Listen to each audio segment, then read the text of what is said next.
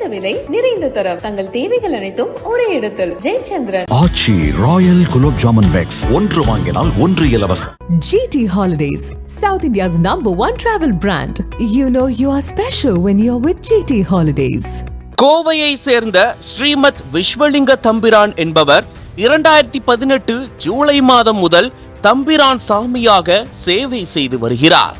இதனிடையே மதுரை ஆதீனமாக இருந்த அருணகிரிநாதர் மறைவுக்கு பிறகு 293வது மதுரை ஆதீனமாக ஸ்ரீ ஹரிஹரர் ஸ்ரீ ஞானசம்பந்த தேசிக பரமாச்சாரிய சுவாமிகள் கீழ் பணியாற்றி வருகிறார். இந்நிலையில் 293வது மதுரை ஆதீனம் தருமபுர ஆதீனத்தின் கட்டளைக்கு எதிராக செயல்படுவதாக கூறி ஸ்ரீமத் விஸ்வலிங்க தம்பிரான் திடீரென போர்க்கொடி தூக்கியுள்ளார். இதுகுறித்து ஸ்ரீமத் விஸ்வலிங்க தம்பிரான் கூறுகையில் 292வது குரு மகா சந்நிதானம் விருப்பப்படி தான் அடுத்த வாரிசாக வர வேண்டும். ஆனால் தற்போதுள்ள மதுரை ஆதீனம் தருமபுர ஆதீனத்தின் கட்டளையை நிறைவேற்றாமல் வேறு ஒருவருக்கு பட்டம் சூட்ட திட்டமிட்டுள்ளார் என குற்றம் சாட்டியுள்ளார். மதுரை ஆதீனமாக இருக்கும் ஹரிஹர ஞான சம்பந்த தேசிகர் ஏராளமான சர்ச்சைகளில் சிக்கியிருக்கிறார். சாதாரண ஒரு அரசு வேலையில் இருப்பவர்கள் மீது கூட FIR இருக்கக்கூடாது. ஆனால் மதுரை ஆதீனம் மீது வழக்கு பதிவு செய்யப்பட்டுள்ளதால் ஆதீன மட விவகாரங்களில் இருந்து உடனடியாக விலக வேண்டும். மதுரை ஆதீனத்தில் பாரம்பரியமாக கடைபிடிக்கும் மரபுகளை தற்போதைய ஆதீனம் மீறுகிறார். அது மட்டுமின்றி மதுரை ஆதீனம் அரசியல்வாதிகளை தேடி சென்று சந்திக்கிறார். தேநீர் விருந்துகளில் கலந்து கொள்கிறார். பாரம்பரியமிக்க மதுரை ஆதீன மடத்தின் மரபு என்பது அரசாங்கத்தை ஆசீர்வாதம் செய்வது மட்டும்தான்.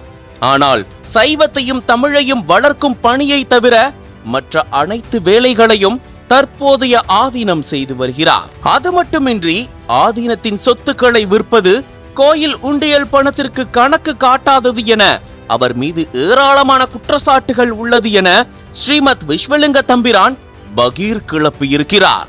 இதனிடையே மதுரை ஆதீனத்தின் இத்தகைய செயலுக்கு சைவ சித்தாந்த மடங்களை சேர்ந்தவர்களும் கடுமையான எதிர்ப்புகளை பதிவு செய்துள்ளது குறிப்பிடத்தக்கது.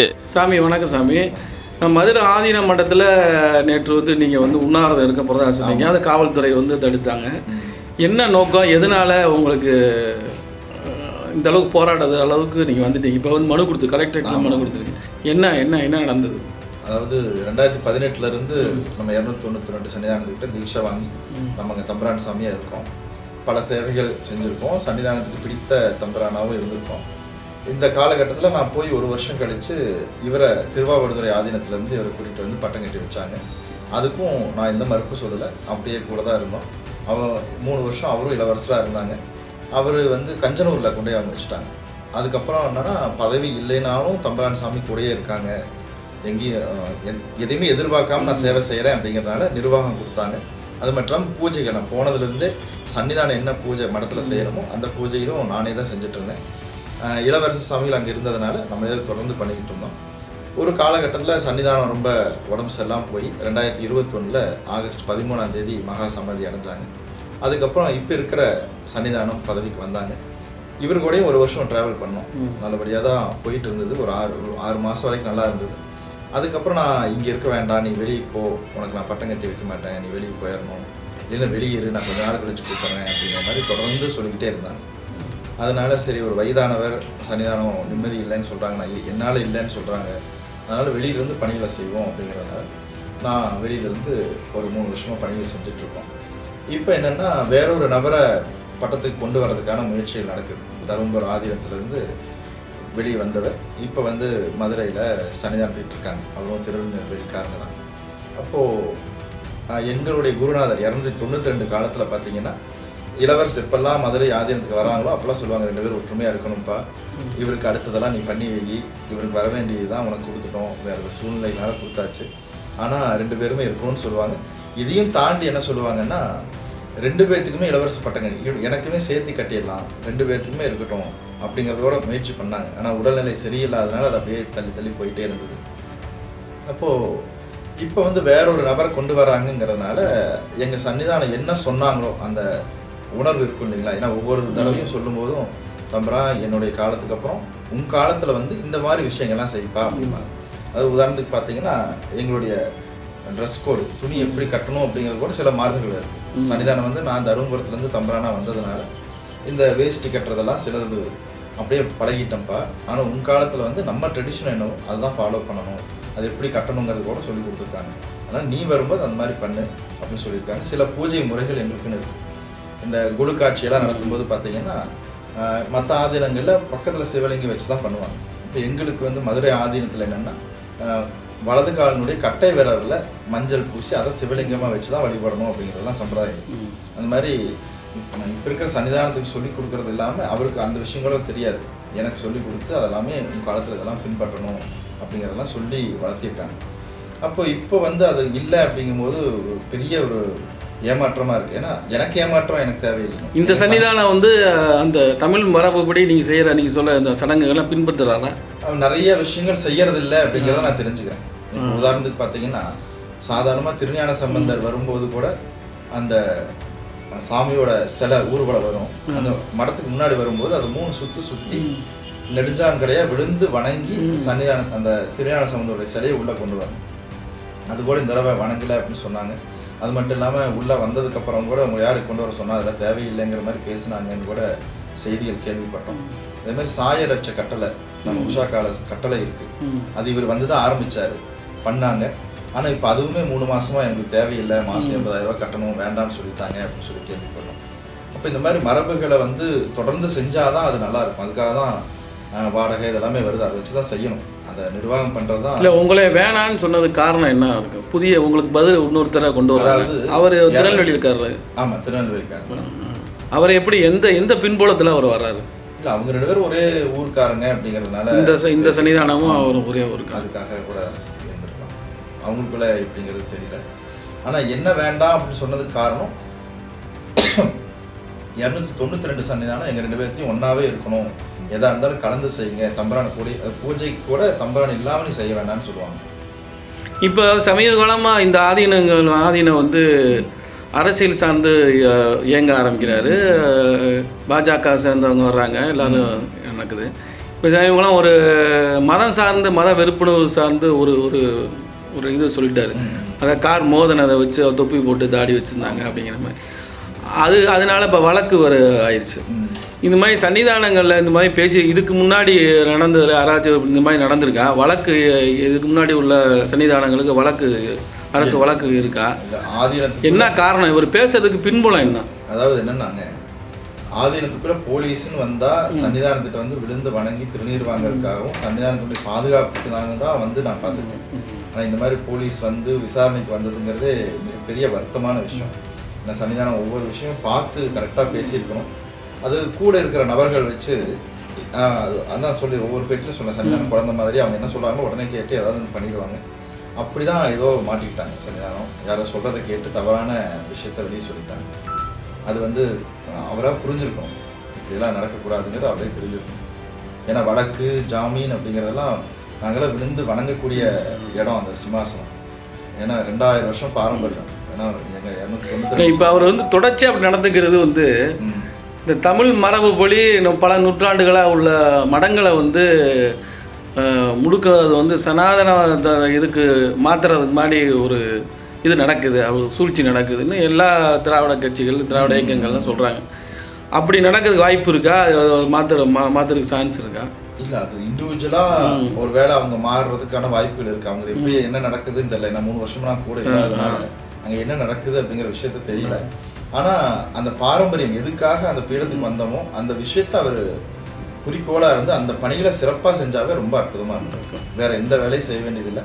ஏன்னா ஆதீனமாக அந்த பீடத்தில் இருக்கிறதுக்கு பெரிய புண்ணியம் பண்ணியிருக்கோம். கண்டிப்பாக சன்னிதானம் பண்ணியிருக்காங்க. ஆனால் ஏதோ சில தவறுகள் நடந்துக்கிட்டே இருக்குது. அதை அவர் திருத்திக்கணுங்கிறது கேட்டுக்கிறேன். மற்ற ஆதீனங்களும் சேர்ந்து இவருக்கு புரிய வைக்கணும், சன்னிதானத்துக்கு எடுத்து சொல்லணும். சொல்லி இந்த மீண்டும் சைவமும் தமிழும் மதுரையில் நல்லா தழை தோங்கிறதுக்கு என்னென்ன பணிகள் செய்யணுமோ சன்னிதானத்தை செய்யணும்னு கேட்டுக்கிறேன். சைவ சித்தாந்தத்துக்காக நம்ம 292 சன்னிதானம் பார்த்தீங்கன்னா அவ்வளோ விஷயங்கள். ஏன்னா ஒரு பெரிய மனிதரோட கூடயே வாழ்கிறதுக்கான இந்த 4.5 ஆண்டுகள் எனக்கு கிடைச்சிது.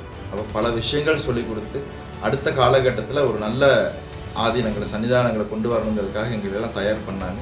ஆனால் அவர் விருப்பத்துக்கு மாறாக இப்போ சன்னிதானம் செயல்படுறதும் வேற ஒருத்தரை கொண்டு வரணும்னு நினைக்கிறது வந்து ரொம்ப வருத்தமாக இருக்குது. அதனால் 18 சைவ ஆதீனங்கள் இருக்கக்கூடிய குருமகா சன்னிதானங்கள் அவங்க எல்லாருமே இந்த விஷயத்தில் சன்னிதானங்களுக்கு எடுத்து சொல்லி 292 சன்னிதானம் என்ன நினைச்சாங்களோ இப்போ இருக்கிற அத்தனை சன்னிதானங்களும் 292 சன்னிதானமாக நினைச்சு எனக்கு ஆதரவு கொடுக்கணும் அப்படின்னு வணங்கி கேட்டுக்கிறேன். வந்ததுலேருந்து பிஜேபி சார்ந்த சனாதனம் சார்ந்து பேச ஆரம்பித்தார். பாரத் மாதா கி ஜெய் அதெல்லாம் வந்து ஆதீனம் இதுவரையும் மதுரையில் இருக்க ஆதீனங்கள் இந்த மாதிரி இப்போ போனது கிடையாது. கண்டிப்பாக அது மாதிரி மத வெறுப்புணர்வு தூண்டுற மாதிரி ஒரு இது பண்ணி அது வந்து வழக்கு வரையும் போயிடுச்சு. இது குறித்து சாமிகள் நீங்கள் என்ன நினைக்கிறீங்க? அந்த வழக்கிலேயே அவருக்கு எதிரான வழக்கிலேயே முதல் சாட்சியை நான் தான். அதை நான் உங்களுக்கு பதிவு பண்ணிடுறேன் முதல்ல. ரெண்டாவது என்னன்னு கேட்டீங்கன்னா, இதுக்கு சனாதனத்துக்கும் இந்து மதம்ங்கிற வார்த்தையே கிடையாது. பழைய ஆதீனம் கொடுத்துருப்பாரு, அருமையாக கொடுத்துருப்பாரு. இந்து மதம் என்ற ஒரு மதமே கிடையாது அப்படிம்பாரு. பேட்டி கேட்டிருக்கீங்களா? அன்னையோட பேட்டி கேட்டீங்களா? அப்ப இந்து என்ற சொல்லு நம்ம பண்ணிடுற திருமுறைகளுக்கு இடமே கிடையாது. இந்து என்ற வார்த்தை வருது. என்ன கூட ஒரு சொற்பொழில கேட்கும், என்ன இந்துவாள் சடையா நாடுன்னு சொல்றாங்களே, இந்துங்கிற வார்த்தை இல்லை. இந்து என்பது சந்திரன், புரியுதுங்களா? இந்து மதம்ங்கிறது நம்ம ஒரு 19ஆம் நூற்றாண்டு உங்களுக்கு தெரியல, பிரிட்டிஷ்காரன் வகுத்தது. அதுபடி ஒரு மதமே கிடையாது. நமக்கும் சைவ சமயத்திற்கும் இந்த தமிழுக்கும் சனாதனமோ இந்து மதமோ எந்தவித சம்பந்தமும் இல்லை. சரிங்களா? இல்லை, இவருக்கு பின்னணியில் வந்து என்ன யார் இருப்பாங்கன்னு அது தெரியலங்க ஐயா. எவ்வளோ பேர் இருக்கலாம். ஏன்னா இவர் வந்து முழுக்க பார்த்தீங்கன்னா இந்து மதத்தை சார்ந்த ஒரு ஆதீனமாக ஆயிட்டார். இல்லை, இந்து மதத்தை சார்ந்ததுன்னா இப்படி சொல்லிட்டுங்களாம்னு. இப்போ இந்து மதத்துல தான் சமணமும் பௌத்தமும் இருக்கு. நம்ம சைவத்துக்கு நேர் எதிரானது சமணமும் பௌத்தமும். நிறைய சொல்லிட்டே போலாம் உங்களுக்கு, நீங்க போடணும். சொல்லுங்க கட்டாயம். இப்ப காவி ஞான சம்பந்தர் தோற்றுவித்த மடம் இல்லைங்களா? திருஞான சம்பந்தர் தோற்றுவித்த மடம். அவர் தான் ஆதீன குரு முதல்வர். அவர் முதல்ல சாடுறது எதுனா காவி ஆடையை தான் சாடுவார். சமணத்தை சாடும் முன்பாக காவி ஆடையை தான் சாடுறார். ஒன் துவர் ஆடையர், பட்டை துவர் ஆடையர், படிமம் கொண்டாடும் முட்டை கட்டுரை முறிவை கேளாதேங்கிற இந்த பயலுக்கு சொல் காவி அணிஞ்சிட்டு வருவான். அவனுக்கு சொல்றத காதல நீ கேட்காதேங்கிற யார? சமணர்களுடைய ஆடைய முதல்ல சாடி அப்புறம் தான் சமணத்தை சாடுறேன். இப்போ எங்க இருந்து வந்தது காவி ஆடை? நீங்க தான் அவரை கேட்கணும். இப்போ நான் சொல்றேன்ல, திருஞான சம்பந்தர் தோற்றுவித்த மடத்துல அவர் இல்லறத்தில் இருந்து தான் வந்து முக்தி அடைஞ்சார். புரியுதுங்களா? இப்போ முன்னாடி சாமி கூட பேசினா பேட்டி எடுத்திருக்கீங்க. அவர் இல்லறத்துல இருந்தார். இல்லறத்துல இருக்கிறதா அந்த ஆதீன குரு முதல்வருடைய வந்து இல்லறத்துல இருந்து தான் முக்தி அடைந்தார். திருஞான சம்பந்தர் இல்லறம் கண்டுதான் முக்தி அடைந்தார், ஆதீன குரு முதல்வரே. அப்ப இல்லறத்துல இருந்துதானே வரணும். இந்த காவியாடை எப்படி வந்தது? இதற்கெல்லாம் விளக்க நீங்க அவர்கிட்ட போய் கேட்டு. பம்பரா வரிவண்டு மனம் நார மலரும் மதுமலர் குன்றையால் அடியலால் பேணா என்கிறான் சம்பந்தர் அடியாருக்கு வடியுங்கிற.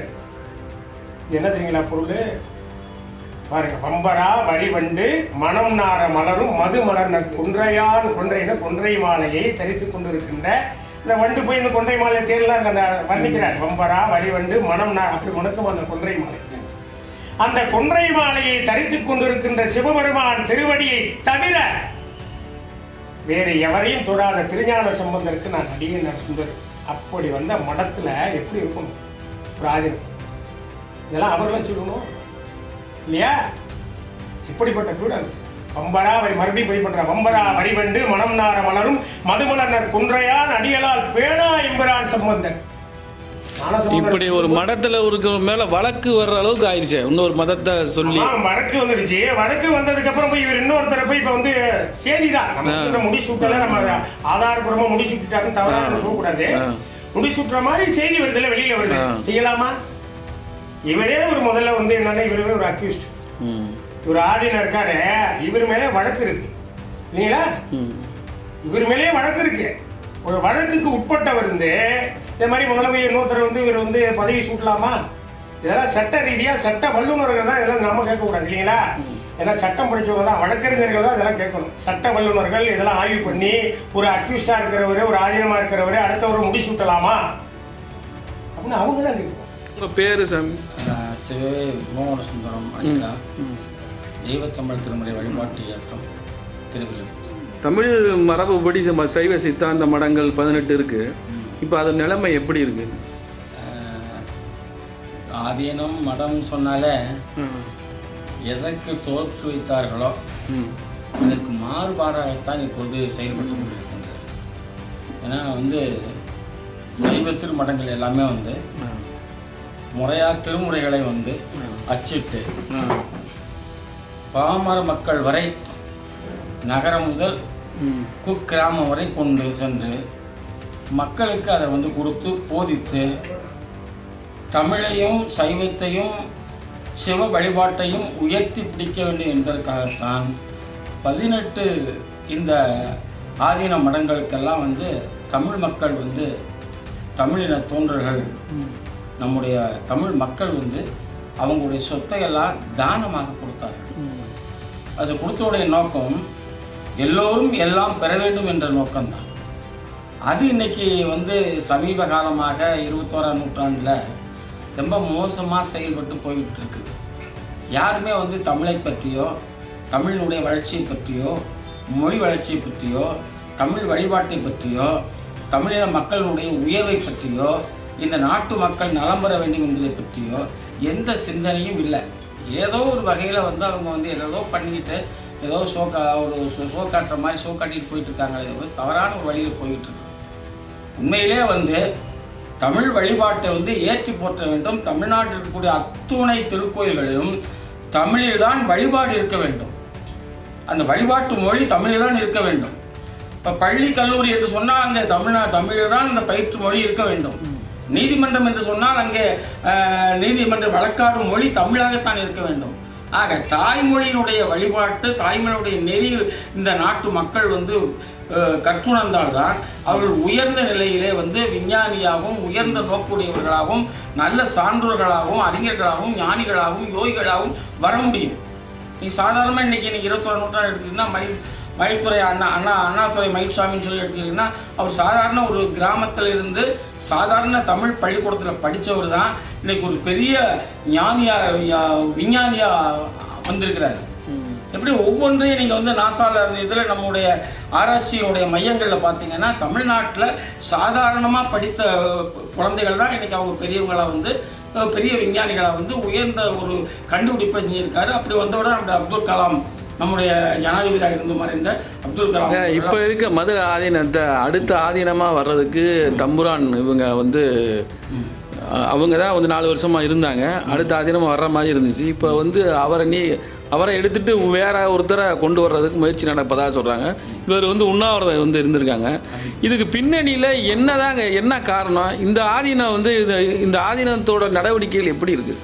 மடங்களில் வந்து ஒவ்வொரு மடத்தையும் வந்து ஒரு குறிப்பிட்ட சாரர்கள் வந்து குறிவைத்து கொண்டிருக்கின்றார்கள்.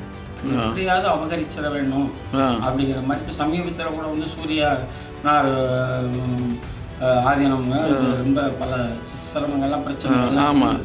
அது மாதிரி ஒவ்வொரு இடங்கள்லையும் பின்னாடி இருந்து அதனுடைய பின்புலமாக இருந்து யாரோ ஒருவர் அதை இயக்கி கொண்டிருக்கிற மாதிரி தெரியுது. இந்த ஆதீனத்தையே பின்னணியில் மதுரை ஆதீனத்தில் எடுத்துக்கிட்டிங்கன்னா அவங்க வந்து ஞானசம்பந்தருடைய பாரம்பரியத்தில் அந்த குருமுதல்வர்களுடைய நிலையில வந்த வாழையடிவாக அந்த மடம் திருமடம் 201 சன்னிதானம் அவர்கள் மிக அற்புதமான முறையில் வந்து அனைத்து தரப்பு மக்களோடையும் அனைத்து சமுதாய மக்களோடையும் அனைத்து மதத்தோடும் மத நல்லிணக்கத்தோடு அந்த செயல்பாடுகள் செஞ்சு கொண்டு வந்தாங்க. நிறைய அவங்க வந்து பணி செஞ்சுட்டு இருந்தாங்க. இவரோட செயல்பாடு அப்படி இருக்கா? இப்போ அது மாதிரி இது வந்து உள்ளே நுழையிறதே கொஞ்சம் பெரியதாக இருக்கு. முன்னாடியெல்லாம் வந்து இவர் மேலே வழக்கே இருக்கு. இப்போ சமீபமாக வந்து ஒரு கார் விபத்து சென்னை போகிற வழியில் வந்து தொப்பி தாடி எல்லாம் வந்து ஒரு வெறுப்பாக வந்து பேசியிருக்காங்க. அது சன்னிதானங்கள் அப்படி பேசக்கூடாது. ஏன்னா சன்னிதானங்கள் வந்து மக்கள் மத்தியில் வந்து ஒரு ஒருமைப்பாட்டையும் ஒரு ஒன்றுபட்ட நிலையை ஏற்படுத்தி அவர்கள் ஒற்றுமையாக வாழ வழிவகை செய்து அதற்கான ஆலோசனைகளும் அதற்கான வழிமுறைகளையும் காட்ட வேண்டியவர்கள், வழிகாட்ட வேண்டியவர்கள். அவர்கள் போய் வந்து ஒரு சாரரை வந்து குறைவாகவும் தப்பாகவும் சொல்லாது. அது நடந்ததே வந்து தவறான ஒரு செய்தி. அது வந்து அதை அப்படி சொல்லக்கூடாது. அது சன்னிதானம் அப்படி பேசுவதுங்கிறது வந்து தவறான செய்தி.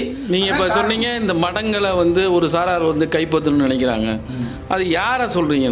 அது வந்து உங்களுக்கே இல்லை சனாதன சம்பந்தமாக சொல்கிறேன். சாதாரணமான குழு தான் இதுக்குள்ள இணைந்து செயல்படுது. இல்லை இதெல்லாம் அப்படின்னா நீங்கள் சொல்கிறது பிஜேபி தான் ஒரு பின்னாடி இருக்காங்க நிறைய.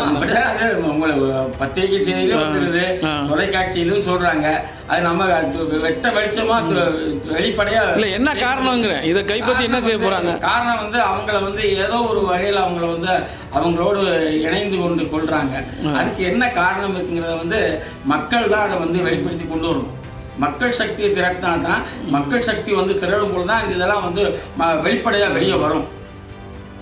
ஆனால் நம்மளுடைய நோக்கம் சைவ சித்தாந்தம், நம்முடைய நோக்கம் திருமுறைகள். திருமுறையை வளர்க்க வேண்டும், திருமுறையை பயிற்றுவிக்க வேண்டும், திருமுறையை சொல்ல வேண்டும். எங்கே போனாலும் நம்ம வந்து ஞானசம்பந்த திருவடி போற்றி போற்றி, திருநாகூர் சுவாமிகள் திருவடி போற்றி போற்றி, சுந்தரமுத்து சுவாமிகள் திருவடி போற்றி போற்றி, மணிவாசக பெருமான் திருவடி போற்றி போற்றி, 63 நாயன்மார்களுடைய திருவடி போற்றி போற்றி என்று தான். மதுரை ஆதீனங்கள் வந்து இந்து மதத்தை ஏற்றுக்குதா? இந்து மதங்கிற சொல்ற அந்த சொல்லாடல மிக தெளிவாக நம்முடைய 290 சன்னிதானம் அரவிந்தநாத சுவாமிகள் சன்னிதானங்கள் மிக அற்புதமாக சொல்லியிருக்காங்க. இந்துங்கிற ஒரு மதமே இல்லைங்கிறத தெளிவுபடுத்தி பேசிட்டாங்க. உங்களுக்கு இன்னைக்கும் உங்களுக்கு வந்து அதில் வந்து காணொலியை நீங்கள் பார்க்கலாம். அதனால் நம்ம வந்து நம்மளை வந்து சைவ மரபு தான், நம்மளுடைய சமயம் சைவம் தான். சைவத்தில் தான் நம்ம வந்து இது பண்ணுவோம். நம்ம ஒரு ஒட்டுமொத்த இந்திய நாடு அப்படின்னு வர்றப்போ வந்து அதில் நம்ம வந்து ஒருங்கிணைந்து நம்முடைய மாநிலம், அனைத்து மாநிலங்களும் ஒருங்கிணைந்து ஒரு அமைப்பை ஏற்படுத்தி அதற்கு ஒரு இந்தியாங்கிற ஒரு அடைவை கொடுத்து அதன் மூலமாக இந்த நாட்டினுடைய நல்வளர்ச்சியை வந்து செய்வதற்காண்டிய இந்த இயக்கம் இந்த அமைப்பை உருவாக்குனாங்க. சர்தார் வல்லபாய் பட்டேல் வந்து அத்தனை மாநிலங்களையும் ஏன் ஒருங்கிணைச்சாங்கன்னு சொன்னால், இந்த நாடு உயர்வு பெற வேண்டும், இந்த நாட்டை யாரும் அபகரிக்க முடியாத அளவிற்கு ஒரு வீரம் செறிந்த நாடாக இது மாற வேண்டும், இந்தியா மாற வேண்டும் என்பதை தான் வச்சார்கள். அனல் பறக்கும் செய்திகளை அப்டேட் செய்து கொள்ள நக்கீரன் களத்தை இப்பவே சப்ஸ்கிரைப் பண்ணுங்க.